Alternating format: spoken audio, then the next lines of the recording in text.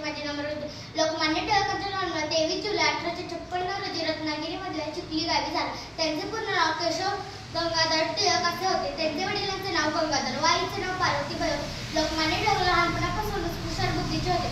आत्मविश्वास व निर्भीडपणा त्यांचे गुण होते. 1877 मध्ये त्यांनी पुण्यामध्ये डेक्कन कॉलेजमध्ये पदवी मिळवली. केसरी व मराठी वृत्तपत्र सुरू केले.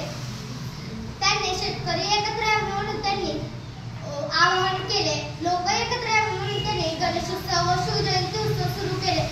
इंग्रजांच्या विरुद्ध आवाज उठवल्यामुळे त्यांनी अनेकदा